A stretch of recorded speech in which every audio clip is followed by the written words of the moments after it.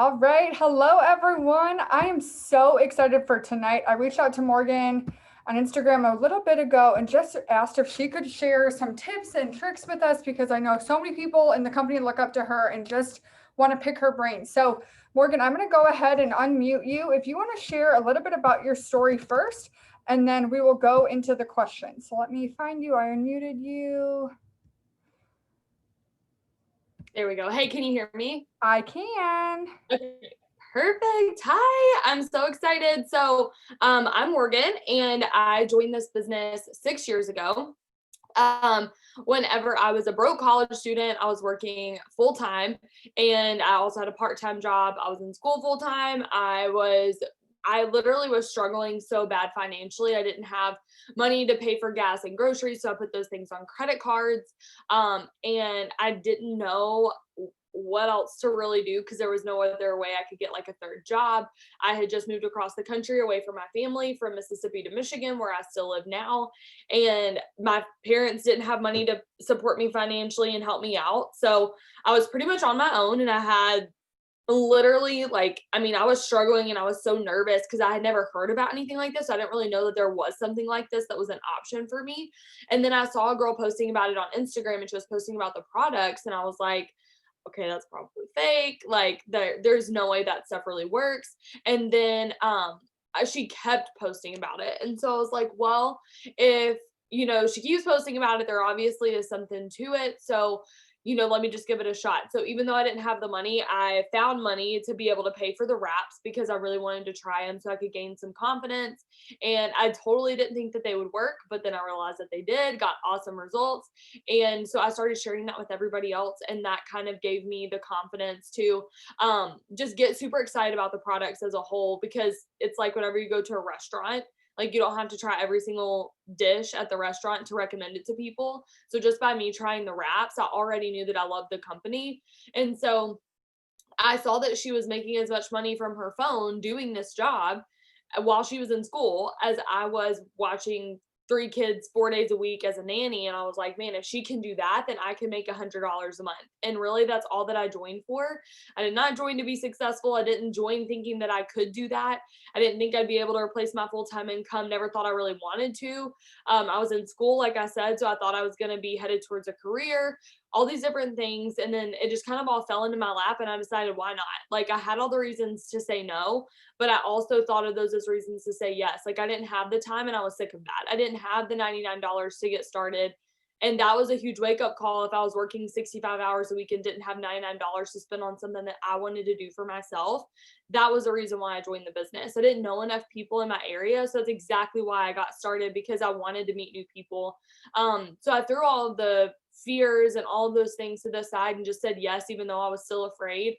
And because of this business, we've been able to do so much. I've been in this business now, I don't remember if I said this, but it's for 6 years. And we've been able to pay off so much debt. This is being recorded, so I won't tell you how much. We've been able to pay off a lot. We've been able to pay cash for our wedding, cash for our honeymoon, cash for our Tahoe. We've been able to travel anytime that we want to. We have a savings account growing. We're able to invest. We get to give back more in a month than we used to make in a month. And now we get to help our team do the same thing. And we're watching them do the same thing that we got to do, that we're watching them pay off the debt that we paid off. And that's just the biggest blessing. And so also the friendships, because I literally met my maid of honor through this business. So even though it's been really cool financially, it's blessed us a lot. It's also blessed us with the people that we never would have known had it not been for this business. Yes. What up, Morgan? That's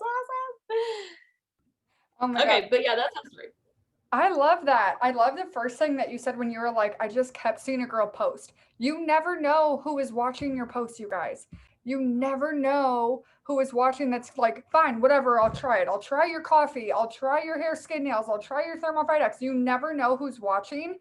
I literally, every time that I skip a day posting about my coffee, someone messages me and they're like, hey, are you not drinking any coffee anymore? And they never talked to me about it before. So you never know what your posts are doing. So we're going to hop right into questions. I did cut them a lot down because we had a ton of questions, and Morgan was like, let's try to pick a couple. So I apologize in advance if you hear my puppy scratching at the door behind me.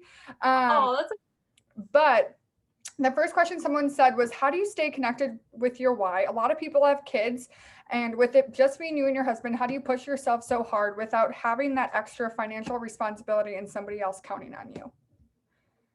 I mean, I'm counting on me. So like that's reason enough right there. Like even if you don't have like another physical person there, like don't let yourself down. Like freaking prove it to yourself that you can do this, you know? Like you don't need a kid, you don't need a husband to do this. And I mean, Derek, my husband, like we don't like pay our bills from the income that he makes at his job. So like he is counting on me too. So think about it that way, but like at the same time, like do it for you. Like who cares like who else you're doing it for? And I think that at the end of the day, like yeah, if you have kids, like that's great. Do it for them because you're never going to give up on your kids, but I'm never going to give up on myself either. So I think it's just like not letting the things that other people have hold you back from thinking that you can use what you have.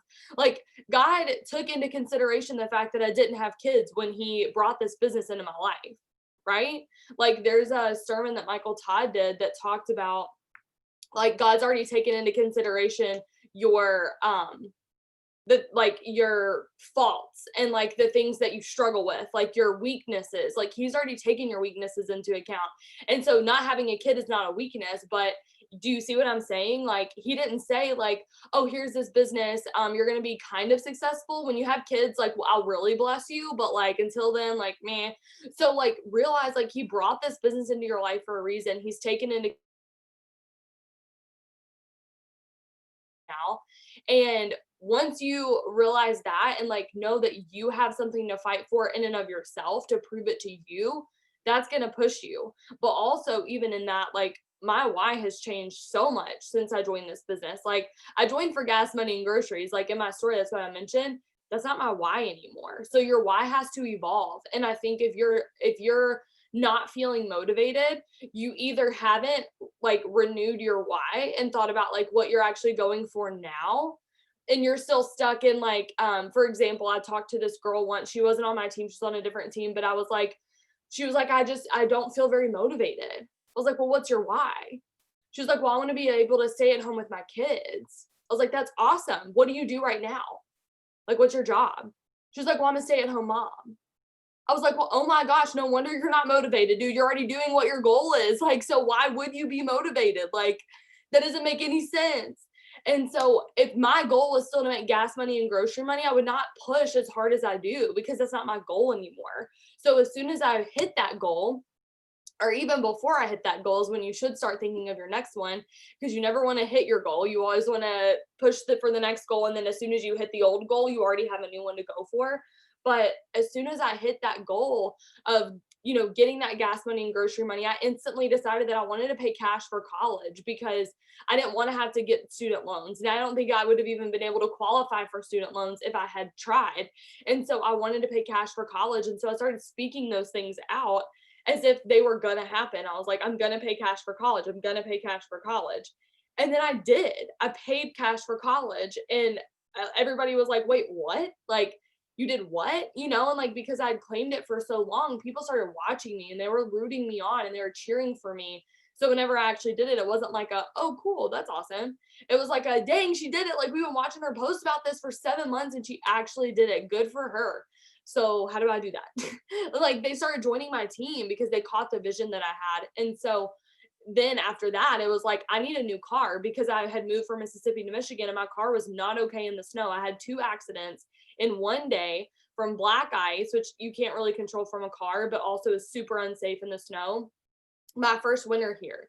And so I was like, I need a new car for the snow. So that was another thing that I was like, okay, that's my new why that's pushing me. So you really have to continue to figure out what your why is.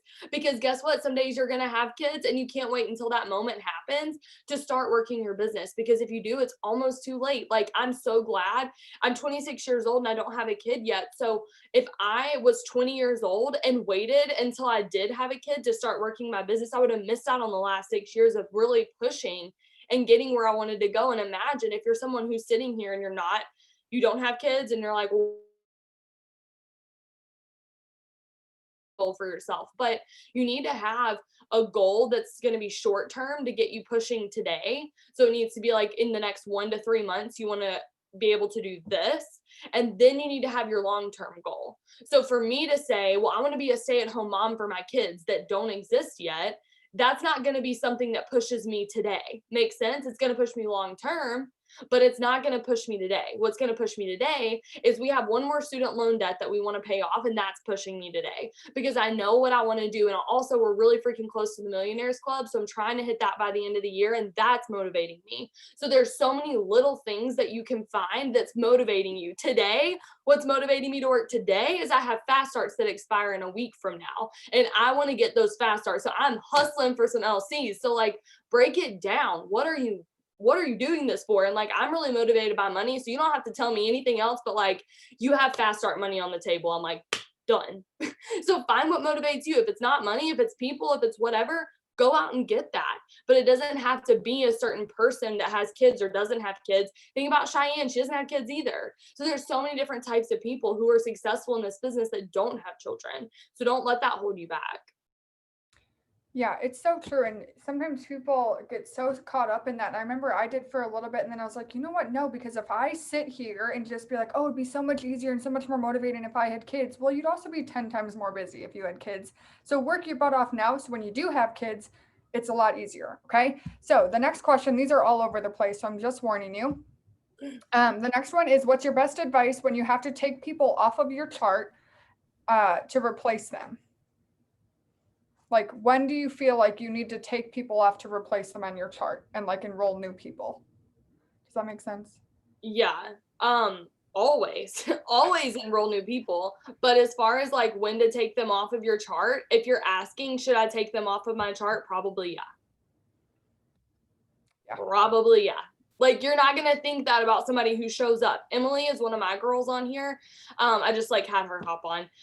But like, I would never be like, should I take Emily off my chart? She kills it. She shows up. She's actually hosting our power hour right now, and this is their music. So, anyways, she shows up. Like, I'm never gonna be like, Emily probably should replace her, right? So think about those people that are your rock stars. You'll never think that about them. If you're like, should I replace this person? It's probably a good indication that you should. And the only reason that you're not is because you don't want to. And the only reason that you don't want to is because you're like, oh, but that's going to make my chart look further away. Like, obviously, yes, right now, but it's going to make it so much closer in the long run. And so whenever I went from double diamond to triple diamond, that was my quickest promotion, and that happened in 2 months. So when I went double, I pretty much promoted with a team that wasn't really working.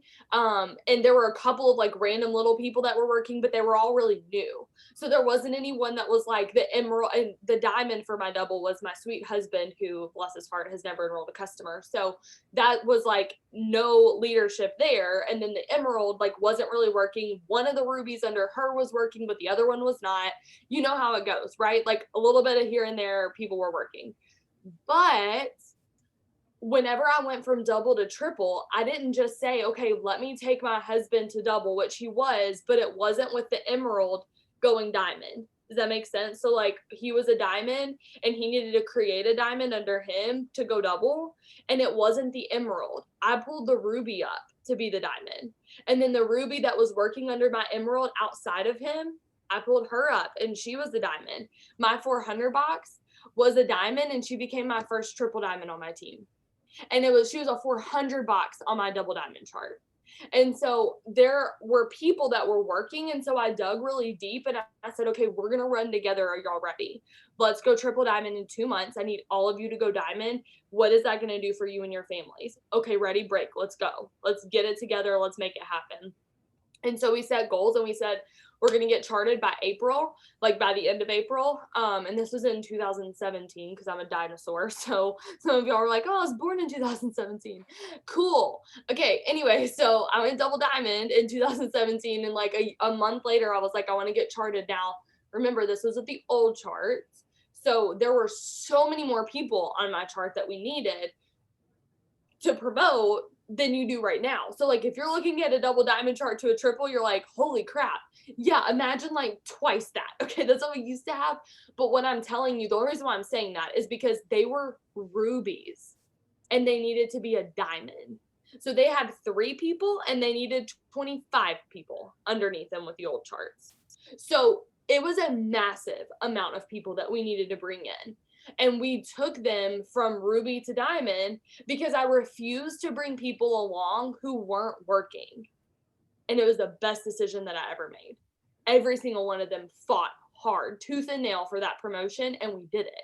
2 months, double to triple, and 2 months before that, I was a diamond. So my volume went up from 10,000 to over 50,000. I was a diamond myself, barely maintaining diamond, to now having a double diamond and 3 diamonds on my team. And everything exploded because I worked with the workers. And so I think if you're struggling with like replacing people on your chart, it may feel like 2 steps backward, but really it's like what's that thing? The A slingshot? slingshot.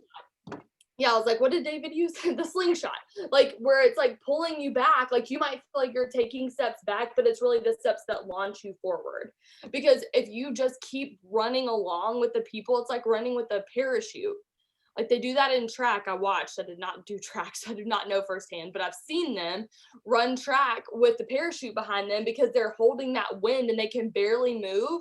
So they run super fast and they take the parachute off. Take the parachute off. Stop running with the parachute and asking yourself why you're exhausted. It's because you got a parachute on your back. So take them off your chart. And if they're a 400 box, now like technically you might want to look and see like, okay, well, do they have like volume there? If they have a little bit of volume, maybe we stack under them. But if they're like a ruby and they have never texted you back, they don't show up, then what are you doing? You got to work with the people who work, and you're not always going to have like every single person working. So the bigger that your chart gets, the more you're going to have to use discernment to say like, okay, do I replace it or do I just get this small little ruby? Because in the grand scheme of a presidential or an ambassador chart, is a ruby that big of a deal if one of them isn't working? Probably not. On a diamond chart, that makes a big difference. And so you really want to work with the people who are working and do that as much as possible. Yeah, that's so true. Go ahead. Well, I just saw somebody say like I have a hard time letting go, and it's not like you're not letting go of someone who really really wants this. Yeah. You're letting go of people who were never actually there to begin with. You know, so like I know like some of the yellows especially are like, but I just feel so bad, like I want this so badly for them, and I see like they are struggling really hard, and like yellows are really good empathizers, but sometimes you can empathize so much that you start to believe their excuses as truth, and you're like, but I had the same thing happen and I still worked, you know. But then they're like, well, I broke my big toe and like I just can't send my messages today because I do that with my toe, like I don't know. And they're like, well, I can't do that. And then you're like, oh, I totally get it, totally fine, no worries, you know. And then slowly they just start pulling away, and they never really were in it to begin with. And then we feel bad because we're like, oh, I don't, you know, like I don't want to let them go. I feel really awful. I would hate to remove them from my chart because I believe in them so much. But you can't want it more for them than they want it for themselves. And I'm not saying like drop them like a hot rock and be like, peace, bye, see ya. Like they might come back. Like I always think about people like Cami and Christy Christensen. They were the ones who were like the underdogs at first, the ones that you probably would have been like, all right, write them off. Like they're off my chart because they're not doing anything. But if they're showing up, don't give up on them. If they're showing up and they're willing to put in the work, I don't care how much they enroll. I can teach them that, but I can't teach them the want. But if they're not showing up and they don't want this or not texting you back, literally I had a girl text me today to ask me a question about auto ship, and I texted her back. I was like, you're alive. Oh my gosh, that's great. I'm so happy to hear from you. And then we got to talk about it, and I kind of made a joke, and she was like, yeah, I'm sorry, like whatever. And then I asked her if she really wanted to do this. And so maybe you need to have some of those conversations. But at the end of the day, you don't have to give up on that person. You can still text them, but maybe not every day. Maybe it's a once a week type thing where you just check in as a friend. And if they really want this, they're going to come around. And if they don't, then they won't. But just because you're not giving up on them as a person doesn't mean that you keep them as a ruby on your chart because you feel bad. Yeah. And you never know, like for the yellows out here who might need to hear this, the person that you feel bad for like taking them off your chart, they might come back if they wanted. I hope whoever's charts I was on when I started, I was not on their charts because I wasn't enrolling a dang thing. I wasn't putting the effort in. For 2 years, I did nothing. And then it hit me and I went from nothing to double in 8 months. So you never know, just because they're not on your chart and they're not working with you one-on-one, they know where to find you.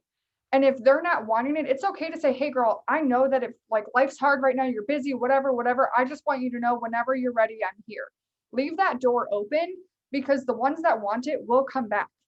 They'll come to you when they're ready and you just have to trust that. So there were a ton of questions about how she built a ton of rubies. She did a whole YouTube video on it. Is there anything that you feel like after you did that Zoom that you're like, oh, I wish I would have said this, or just go watch that video?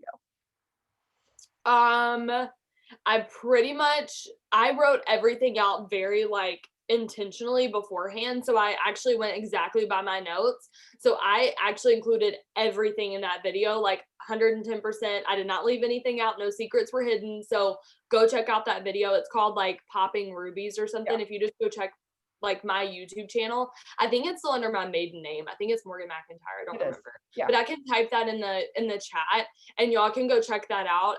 And that's gonna answer literally all of your questions, I promise. Yeah. And for those of that ask like how she trains her team, that's the same thing on there. So we're not going to waste that time doing that because you went super into detail on that. And so many people on my team after were like, that was the best thing I've ever been on. It was so good.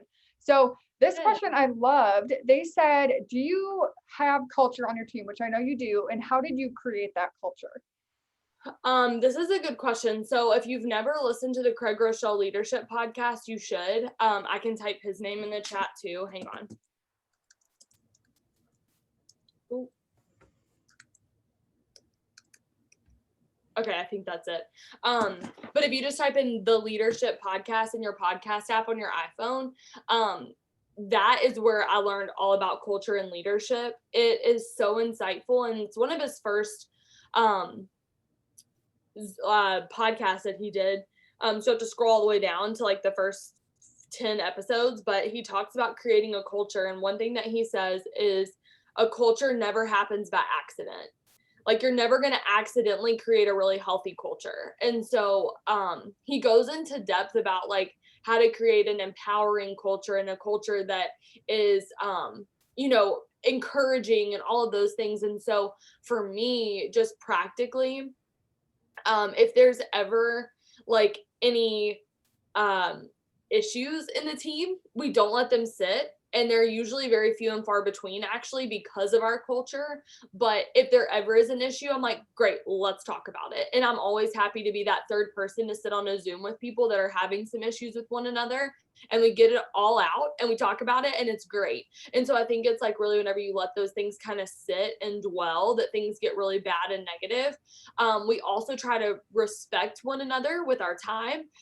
We all try to pitch in and like pull our weight, and we all want to make sure that we are seeking to be to understand more than we're seeking to be understood. We have a leadership chat too, where we're very clear about like, what do we want out of the people that are on our team? What are we going to accept and what are we willing to not accept, and anything that's happening on your team too, you have to realize as a leader, anything that happens on your team, you have either accepted or allowed. And so we don't allow bullying. We don't allow, and that's like a strong one, but like we don't allow like the negativity. And so if there's something that happens like in our chat where like we have a team chat and like somebody puts something in there, I'll go directly to that person and I'll say, hey, let's go ahead and unsend that. And I'd love to talk with you in private, and just kind of creating that what we expect. This is for that and this is not for this, and then just really rallying around each other and encouraging one another. We do a shout out Sunday. And we're actually going to be switching it up to with there's a girl on our team who does it, and she does the shout outs. And so she'll post about shout outs, and then like sometimes we're going to start doing like tag 3 people that you really are proud of this week, or like go write on 3 people's walls on your team that you just want to encourage, and then tell us like done in the comments when you're done, and just things like that to really create that like bond between people. Team Zooms like this, like letting people kind of get to know one another. Another thing that I do too is I always try to get newbies on my team Zooms if possible.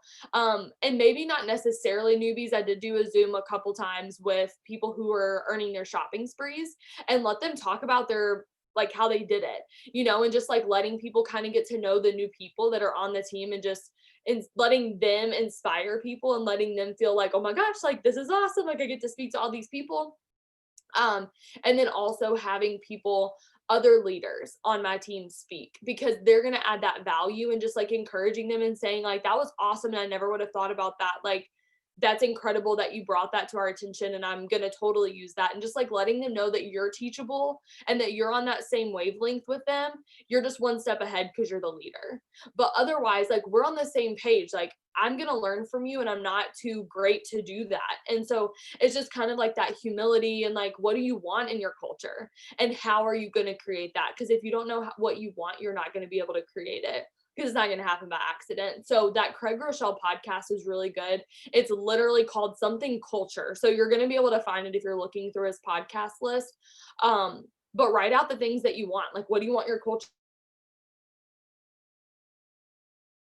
Teachable, respectful, like what all do you want, and then think about like, okay, what are some areas that we're not exhibiting these behaviors? What are some things that we do really well that we should do more of to create more of that culture? And so, and just getting all of your leaders on board, because it starts with you, but it can't just end with you. Everyone has to be on board, and people, it's great. And like, this is not a compliment to myself, it's a compliment to my team, totally bragging on them. Like anyone who ever gets on a team Zoom with my team or meets my team in person, like at conference or anything, they're like, your team is sweet. Like you just have a sweet team. And the word sweet is how they always describe my team. And I'm like, yes, I know. Like they're just like the sweetest, most kind, caring people. And it's great. And that's the culture that we have. And not everyone started off that way. I'll be honest. Like I'm not naturally all of those things, but because of the culture we've created, we've all gotten on board and just, yes, thank you, creating a value driven culture. So yeah, hopefully that helps. That does. I love that. I'm definitely going to go listen to that podcast because I feel like that's something every leader should constantly be working on, is creating that culture within your team. So the next question someone asked was, how do you encourage your team to show up to trainings, be consistent, and run auto ships? Those are like very different things, but that was a question. Yeah.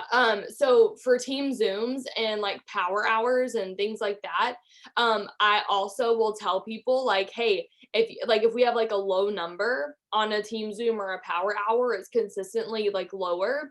I shout people out who are doing the right things, honor the right behavior. So I will shout people out and be like, oh my gosh, I'm so proud of this girl, this girl, and this girl. They've been on the power hour every single day this week and they're killing it. Like, girls, how are you feeling about your business because you've been on the power hours? And then they're like, oh my gosh, thank you. And they're usually like brand new distributors or rubies. And they're like, oh my gosh, like this is so cool. Like everybody knows who I am now. Like I just got shouted out. Like they feel so important. Because people will like work really hard for money, but they'll die for recognition. So anytime you can recognize people, do it. And so I'll say that and they'll be like, oh my gosh, my business is like exploding. I just signed my third distributor, my fourth customer. And I'm like, see guys, like get on the power hours. They're so helpful. And it's not like a get on the power hours or else, because that doesn't work. So I'm just like, oh my gosh, like these people are doing the right things. Way to go, guys. Like that's incredible. So I'll do that. Zooms, power hours, same thing. I kind of will have like people get in the chat and I'm like, if you thought that this Zoom was good, if you thought this power hour was good, go talk about it in our team chat. Go blast it on the team page and talk about how helpful this was.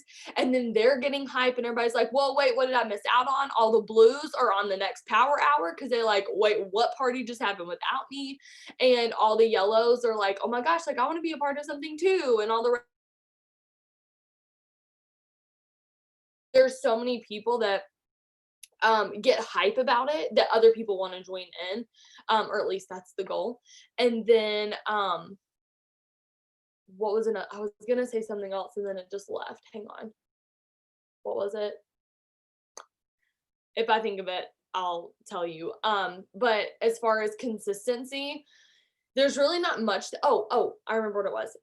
And this is kind of with consistency. So I have like a Going Ruby chat for people who are working on Going Ruby and people who are striving for Emerald. That's the Exploding to Emerald chat. And so we have two chats. So I always like put the daily tasks in there, and it's the tasks that they put on the Road to VIP page if y'all are in that. So I just like put that in there, and I tell them every day like screenshot your KPI list and tell me whenever you're finished. And if there's a day where there's only like 2 people, I'm like, hey girls, send me your Venmo. I'm gonna Venmo you $5 just because you did it. I'm proud of you. And I was like, go get some Starbucks or Chick-fil-A on me, like it's $5. And everybody else the next day was like, sit mine, sit mine, sit mine. And I was like, cool, great, like that's awesome, and like so they were just like, shoot, like I need to do this because they never know whenever I'm gonna like do something like that. And also I've said too, like I want to know who's serious in here because this is an honor to be in this Ruby chat. So if you have something like that that they almost had to earn to get in, I make them earn to stay in. And I'm like, if you don't send this, like, because I'll say like this is the first day of the month, like I want to hear this, this, and this from you, and everyone who sends that gets to stay in this chat. Or I'll create a new chat with everyone who sends me this information today. So it's not like if you don't send this, you're out. It's just like everyone who does gets to remain in. And so that's what I was going to say. And then for consistency, you can't make people be consistent. Really, all I do for that is show them my consistency. And that's just like how you create duplication. It's by leading from the front. So you enroll the people, you enroll customers and distributors, teach them how, and cast vision. That's all I can do. And I'm hoping that they stay consistent with it. And I talk about the power of consistency a lot. I did a live video one time, it was probably a year ago, on my team page. And I was like, okay, actually before this, I did a post and I said, say a date, any date this year you can possibly think of. And this was 2019. And I was like, any date that's happened already, including today, and put it in the comments. And then later that day I went live and I showed them my planner of my potentials list. And I went through every date that they gave me and I showed them that I had potentials from that day.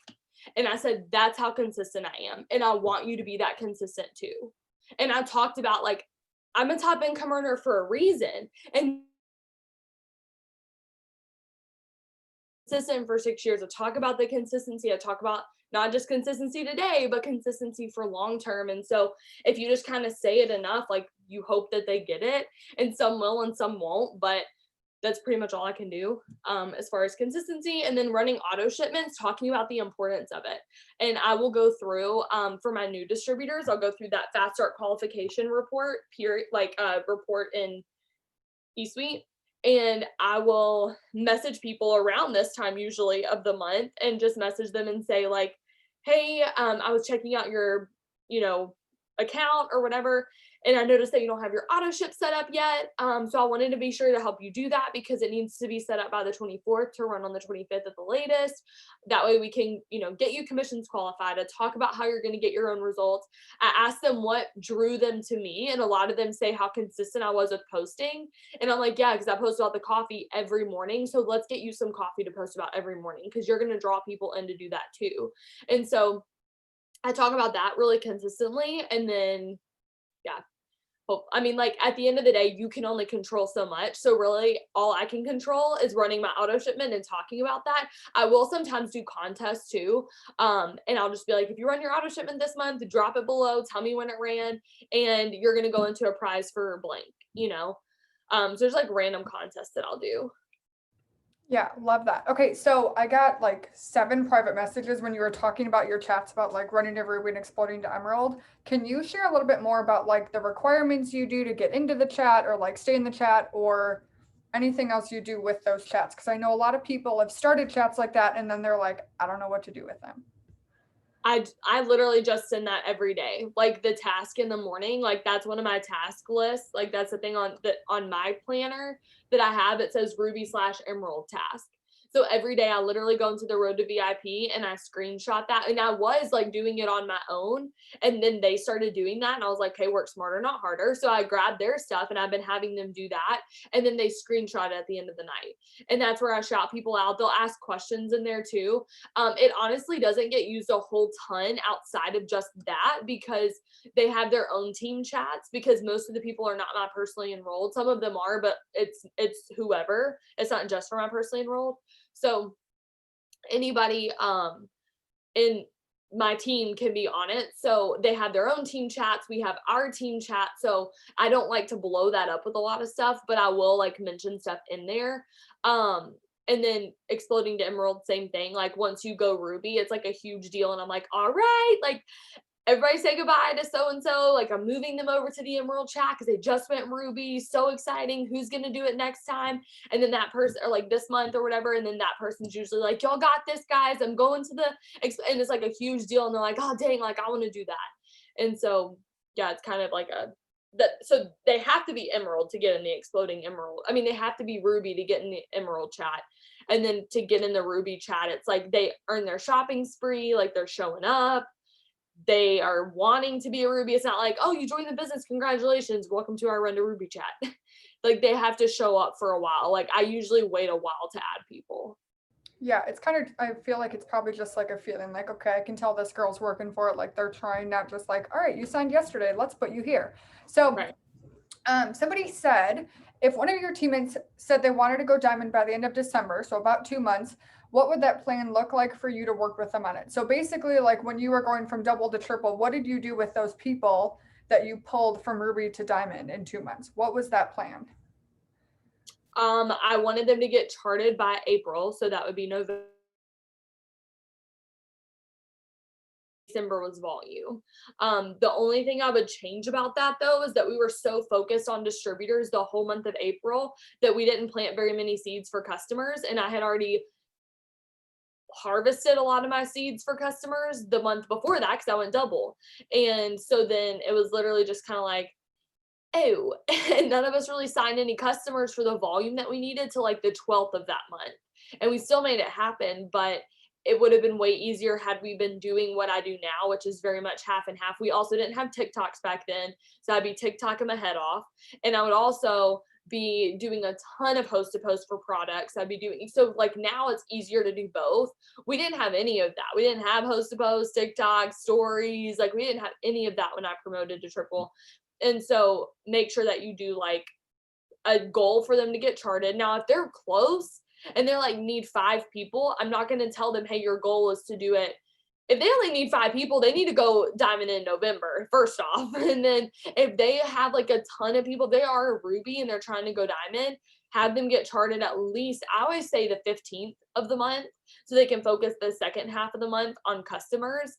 And worst case scenario, they miss the 15th and they hit the 30th. But if you shoot for the 30th, you're probably going to miss it. So that's kind of what I would say as far as like practical. And then from there, it's literally just, again, what I said with the duplication, like enroll your own customers and distributors, teach them how you did it, and cast that vision.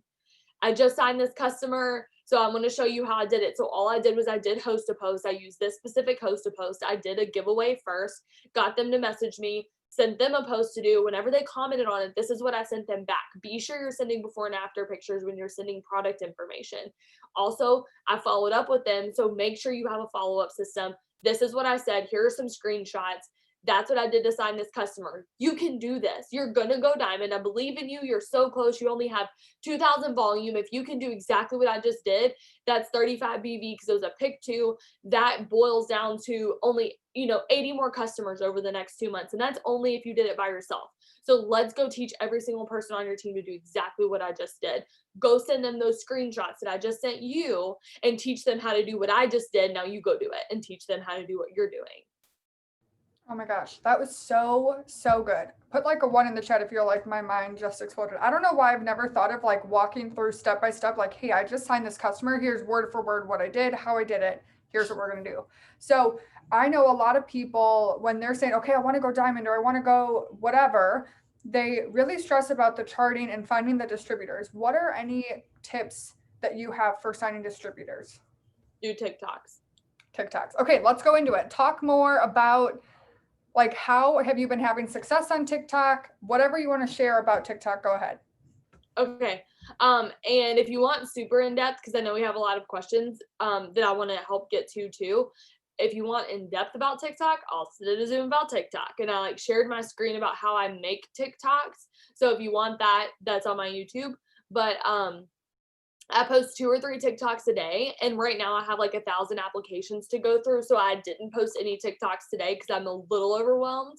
Have like 50 DMs at all times from like new people asking me, messaging me money or info. But it's a good problem to have. So I usually will do 2 to 3 TikToks a day. Some of them are about the business, some of them are not. Most of them are about the business because I'm just not that creative. But I go to other people's, like other top leaders' TikToks, I get their videos, I do the same exact thing that they did. Super easy. Like, don't make it harder than it needs to be. If you're nervous to do TikTok business and you did it anyways, try that again. Okay, it worked out for you the first time, go do it again. Like you were nervous to do host to post, do it again. You were nervous to go live the first time and you did it, so go do this again. So like you need to do it. Like ask any top leader, ask anyone that's ever been shouted out on the family call in the last 6 months, how are y'all signing so many GTs? Jocelyn Yates, TikTok. Cheyenne Knox, TikTok. Katie Weecamp, TikTok. Me, TikTok. Like anyone that's any of the top income earners, any of the people that are enrolling distributors massively, it's because they're doing TikToks and they're doing reels. So do TikToks, even if you're nervous and you're going to suck.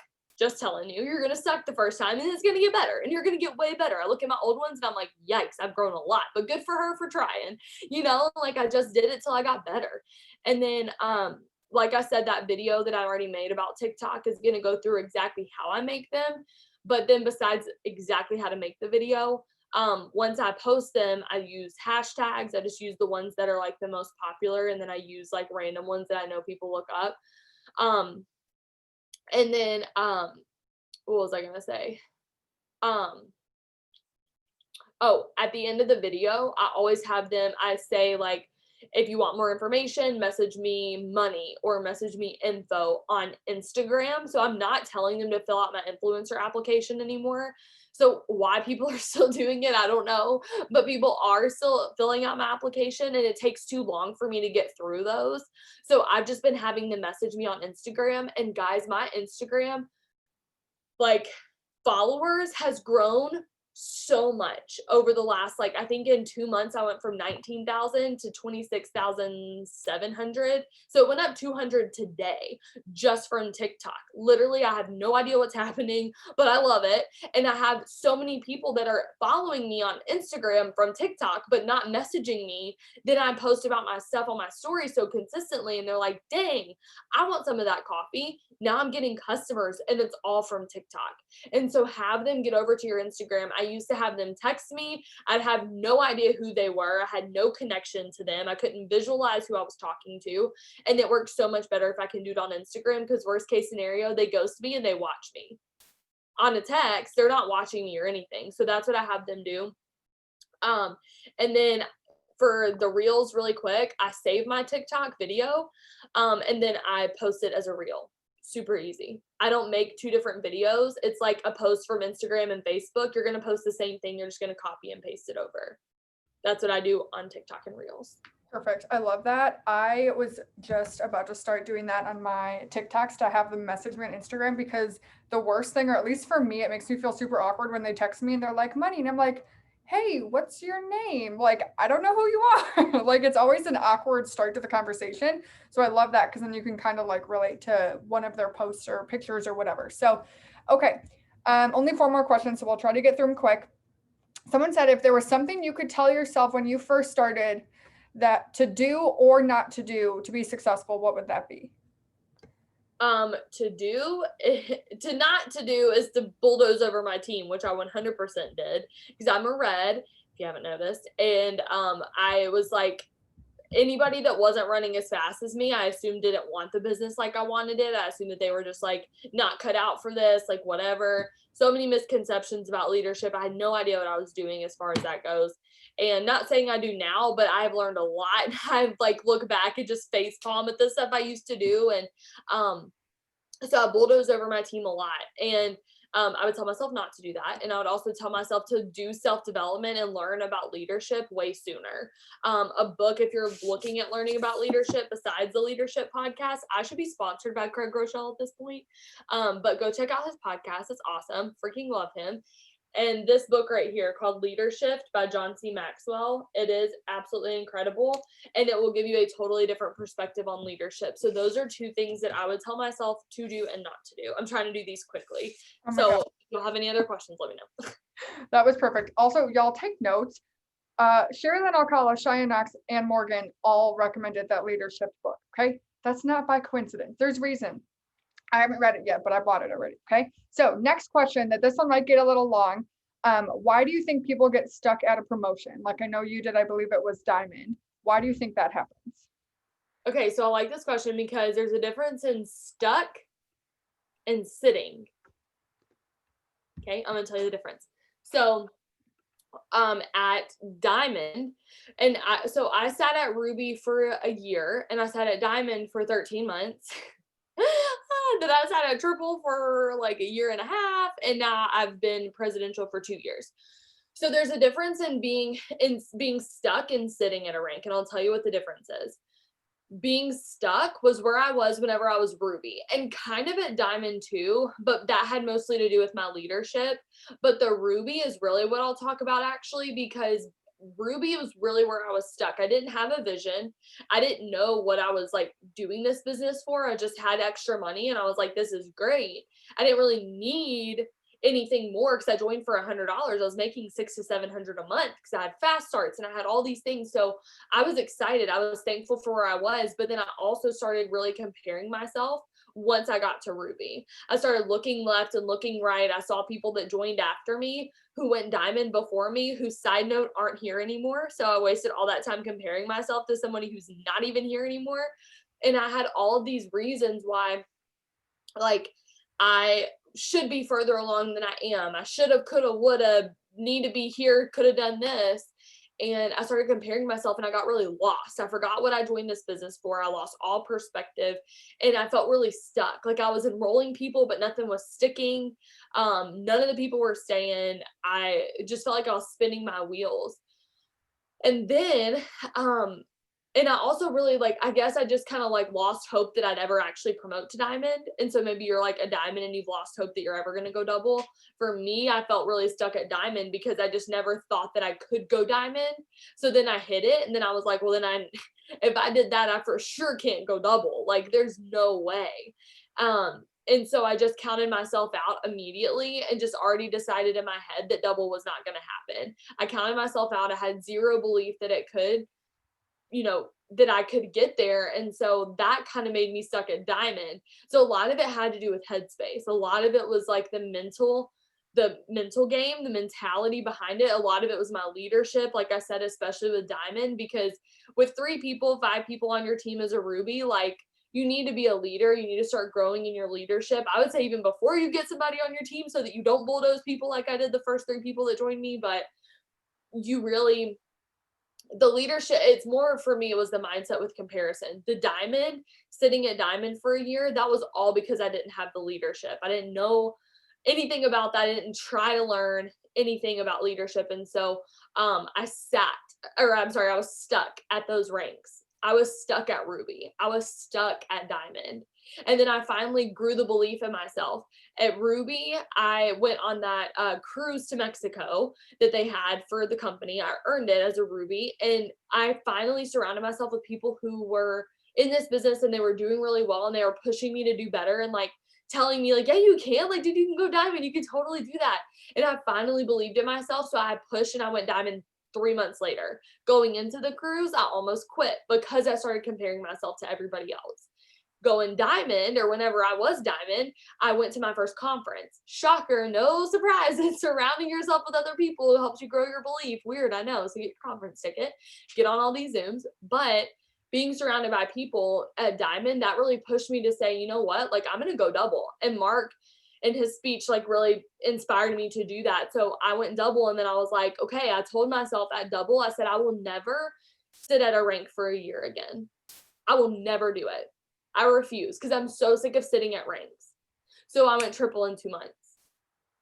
And then I sat at triple for a year and a half pretty much. And then I've been sitting at presidential for 2 years. But here's the difference. This is why I say there's a difference in being stuck and sitting at a rank. Because I used to be stuck. I was stuck at Ruby and I was stuck at Diamond. But I wasn't stuck at triple. And I'm not stuck at presidential. I'm sitting here and sitting longer than I wanted to. But it's all part of my journey. It's part of my story. And the reason why it's different is because there are stuff happening. Like whenever I was triple, even though I was triple for a year and a half, I had diamonds popping left and right. I had new people coming into my team. I had new leaders rising up. I had people quit, and as soon as somebody quit, there was a new leader there rising up in their place. I had rubies popping. I had people that were inspired, people that were joining. I was growing as a person. My mental state was good. I wasn't comparing myself with other people. And so that to me was the most fun promotion ever, was triple to presidential. It was an absolute blast. I freaking loved it. And it wasn't hard. I wasn't stuck. I didn't feel like, oh my gosh, what the heck am I doing? I was also number 30 29 income earner that year that I like went presidential. And that was because I had diamonds popping who are personally enrolled. So I had my eye very clearly on a vision, and I said, I know that I can maximize where I'm at right now at triple diamond, and here's how I'm going to do it. I'm going to get my fast starts, diamonds and above, you know what I'm saying? I'm going to get my cabs, right? And then I'm also going to get those diamond generation bonuses. And so I was focused on where I was, and I never got like stuck in this like hustle and bustle of like, well, they're presidential and I'm not presidential and I didn't do this and rah, rah, rah. I was making more than some ambassadors because I was focused on where I was, and I wasn't stuck. I knew I was just sitting there, and it was only a matter of time. If I kept doing what I was doing and I kept my head down, I'd go presidential, and I did. And then at presidential, I'm not sitting either, or I'm not stuck either. I'm sitting at presidential, but everything is happening exactly how it needs to for everything to come together for ambassador. And in May, we actually hit ambassador chart wise. All my triple diamonds promoted, all the rubies, all the diamonds, all the doubles, everything on my chart. I had this huge ambassador chart blown up. Everything was highlighted. Everything was done. And we just missed it by the volume. Why that happened, I have no idea. But it's part of my journey. It's part of my story. And so am I stuck? No. Am I sitting? Yeah. And you can't really control that because there's nothing I can do. If I'm sitting at a rank, do what you can with where you are. And if God can see that he can trust you with the little that he's given to you, and that you can be faithful with the little, he knows that you can also be faithful with much.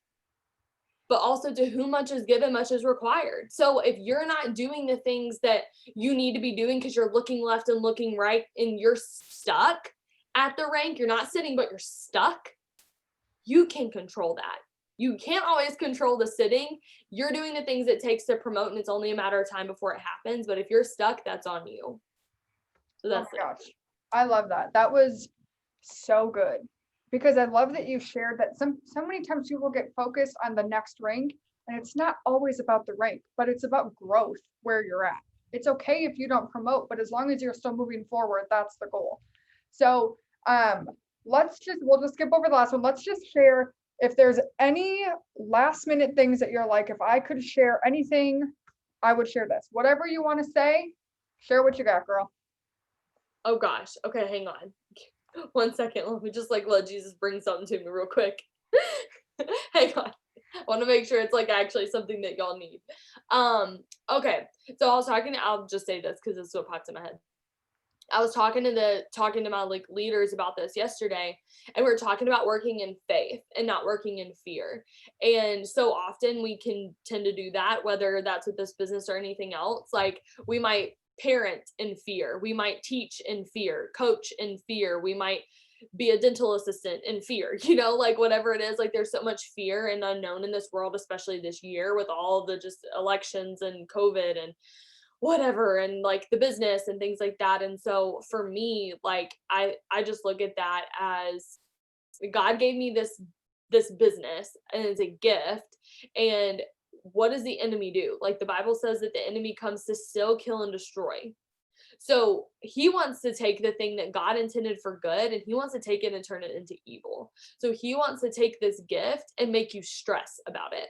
He wants to take this gift and give you anxiety surrounding it. He wants to take this gift and just inject all of this fear into your mind about this gift that God's given you. So I want you to take it and I want you to give it back to the Lord and say, you know what? Like, this is this gift that you gave me. Help me to wake up and to see that every single day and help me to see it as a gift.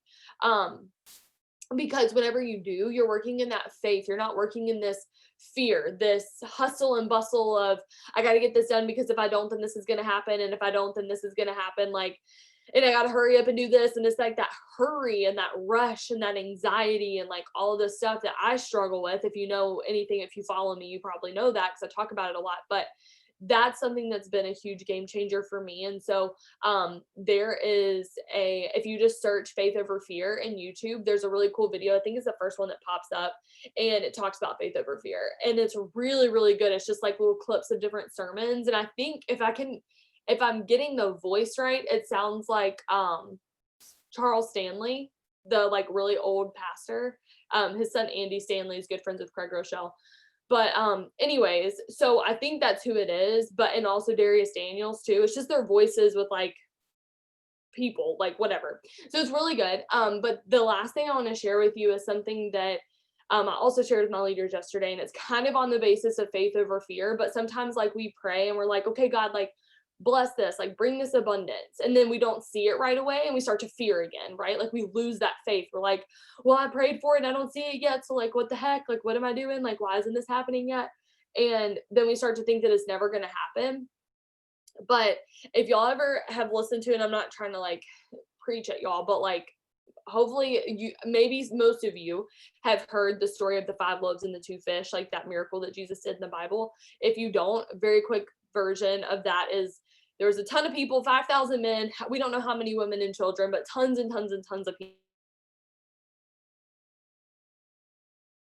And so the disciples, Jesus's like friends, basically went up to him and they were like, hey, like we need to feed these people. They saw this little kid with like a lunchbox, like basically that had 5 pieces of bread and 2 fish. And Jesus was like, okay, well, bring that food to me and have the people sit down.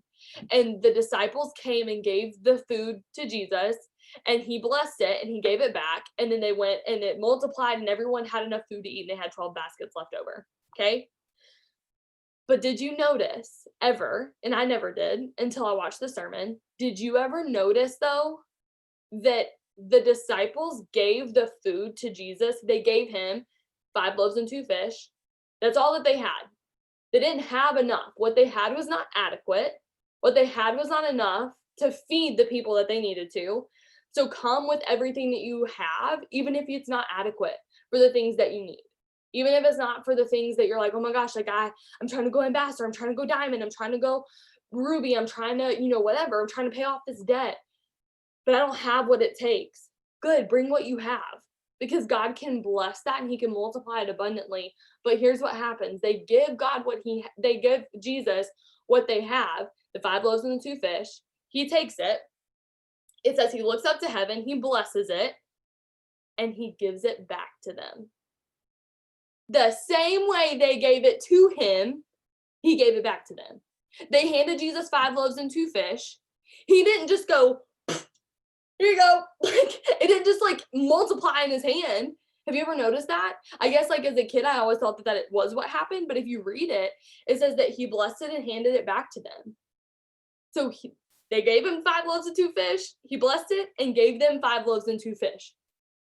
But they didn't think like, oh my gosh, like what the heck? I prayed for this blessing and like, what the heck, dude? They prayed for the blessing. They trusted God in faith. And Jesus said, take this, now go and feed these people. And they moved in faith. and then it multiplied. They gave it to Jesus. He blessed it. He gave it back the same way. He returned it the same way it looked the first time. They moved in faith. They obeyed in obedience. They didn't know how it was going to happen. They didn't obey because he was like, okay, when you move your feet and take 3 steps, it's going to multiply in your hands. It's going to feed everybody. He just said, go feed the people. And they were like, okay. So they fed them with what they had, and they ended up having enough and then some left over. That's abundance. Because our God doesn't just give us exactly what we need. He gives us more than what we need. We had 12 baskets left over when we started with less than 12 baskets, after we fed probably 10 to 12 thousands of people. So he's going to give it back to you the same way that you asked for it. Like he, asked him to bless it. He's going to give that gift back to you in the exact same way. But then when you move in faith and you work in obedience and you walk in that action that he's telling you to do, only the little bit that he's told you to do, the little bit that you know to do, you don't have to know everything, but just take that one step that he has told you to do and know that he's going to continue to multiply. He's going to continue to bless that. He's going to bless the work that you put your hands to. He's going to abundantly supply all of your needs according to his riches and glory. And that's another verse in the Bible too. So he's going to give you exceedingly and abundantly more than you can ask or imagine, but you have to move and you have to work in faith and give him that blessing and say, hey, here's my business today. I want you to bless it. And you're going to end that prayer and your business is going to look exactly the same as whenever you started that prayer. But when you begin to move, so does he. So that's what I was saying. Oh my gosh, that was so good. So good. Words cannot even describe how good this Zoom was. I am so thankful for you. Thank you for having me. Of course. Would you be willing to end us in prayer quick? Yes, I would love to. Okay, go ahead, girl.